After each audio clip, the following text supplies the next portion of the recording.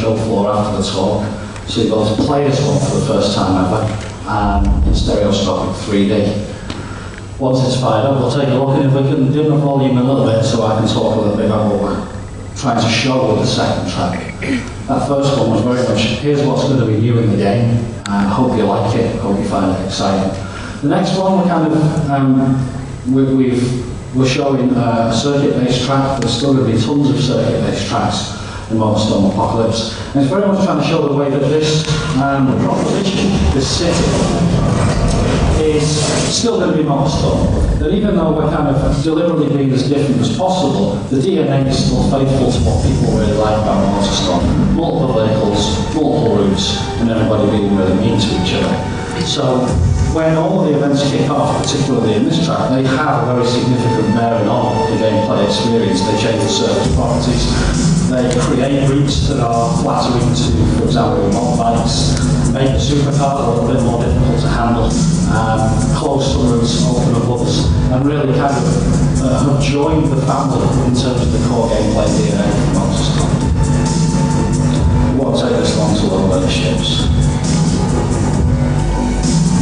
So again, this is a two-circuit track, based more in the kind of suburbs and some of the kind of retail districts of our city. It's reasonably static on the first lap in terms of destruction events, and as we approach the second one, we should get a few surprises.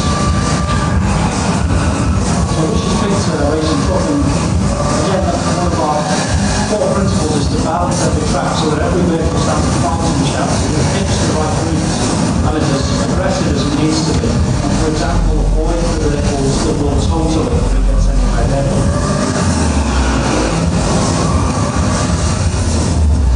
The circuit for the route, for example, that Russ was just choosing here, won't be available on the second lap unless you've chosen it much, much earlier on.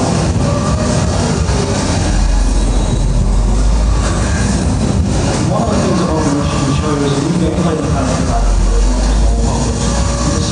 we have the ability to cool down boosts by gliding through mountains of water. And if you get close to sources of fire, the boost will overheat.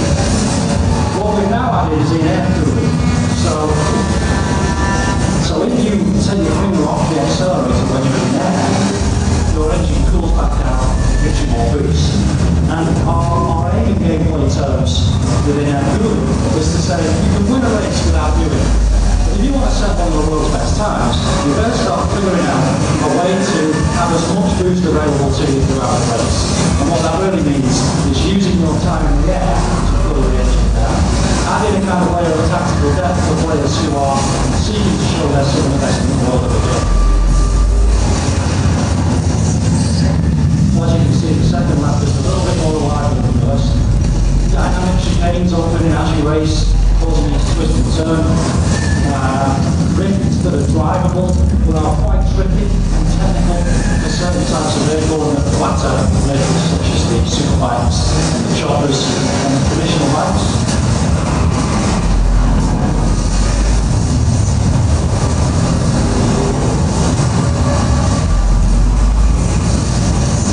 So this is going to go up on this dynamic rig, and probably struggle a little bit in this vehicle because again, Motorstorm has always been about saying particular vehicles need to figure out the routes that we're going to set listed out. Looks like you might need to win this one. Let's see if we can choose it by saying that.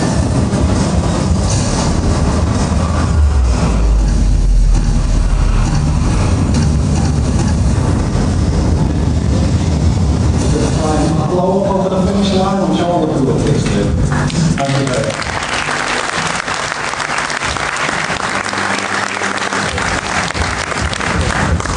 That's Motorstorm Apocalypse. We're looking at a spring release 2011. We've still not got a finite date, it's looking like it's going to be early March. I really hope you like it. Lots more surprises in store. Tracks that we're deliberately not going to show to leave as many surprises as possible for people who are interested in the game. We'll show concept art and we'll show a couple more tracks soon, but we really want as many surprises as possible in store. Thank you. Has anybody got any questions? Yes, sir. I think there's a mic on the way. I'll take it first. One mic working, machine? Yeah. My first. It was that gentleman there, but I'm easy. I've got a few questions really. It's me and my friends, we play Pacific Rift all the time. Obviously that's pre-alpha code. The lighting effects in Pacific Rift are incredible. Are you going to go for that same wow factor with the final game? Yeah, we're certainly going to try. You're right, it is pre-alpha. And some games, when they're at pre-alpha, kind of pretty much resemble what they're going to look like when they ship. Traditionally, at Evolution, some kind of magic happens in between alpha and beta. I'll very quickly explain those development phases in case people don't fully get what that means. And alpha is, the game is complete in terms of its features, but it looks dog rough, and it's probably got a whole ton of bugs in it. And then during the beta phase, you start to get the final visual quality. And again, we do historically tend to seriously ramp up the visual quality during beta, which is what we're doing now. Right up until we ship now, we'll be polishing as much as possible, and that does include lighting effects, increases to things like texture resolution, and a major pass on the AI.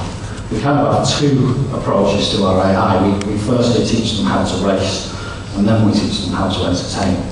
Because if you play against guys online, you don't always just try and win the race or get the best time. Sometimes it's more fun to taunt others, or to blow up and send them flying, or to generally be a bit of an arsehole.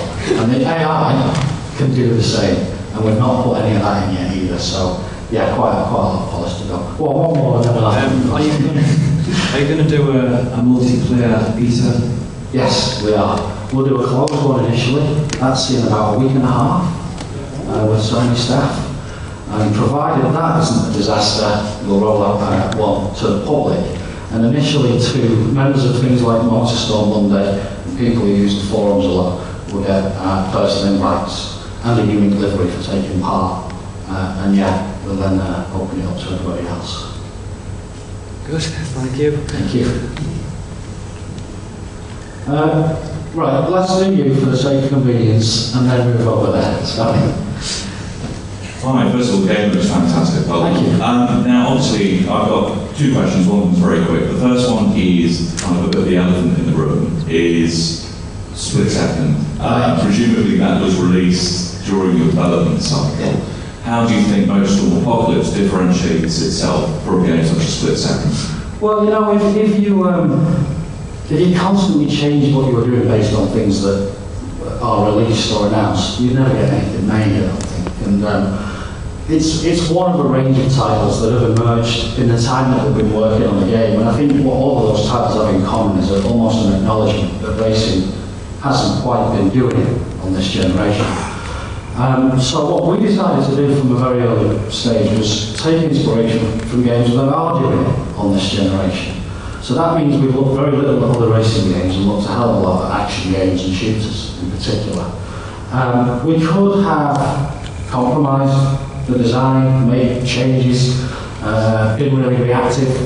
Well, our feeling was, let's stick with what we've got here, and let's try to use any competition that emerges during the development cycle as inspiration to make it better.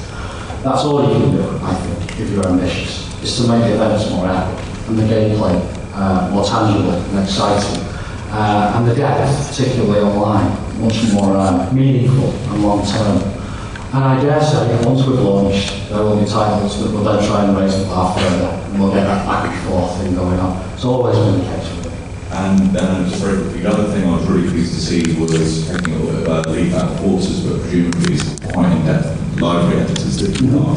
Obviously, Forces is very complicated, and I'm not sure it will be in the same depth, but just thinking, obviously, multiplayer is a big thing about this, and kind of teams of people is a big thing about this.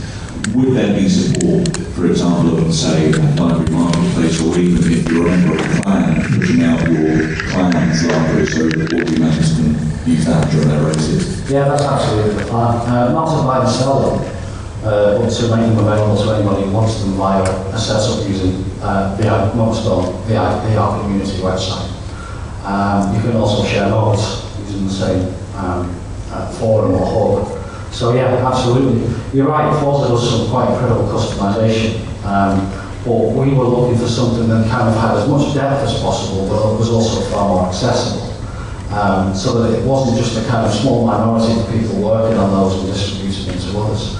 So we're very pleased with the flexibility and depth that customization offers, but at the same time pleased with the fact that someone like I can use it. Oh, we're nearly done already? Right, there's only one time for one more, so apologies, let's go over there as promised.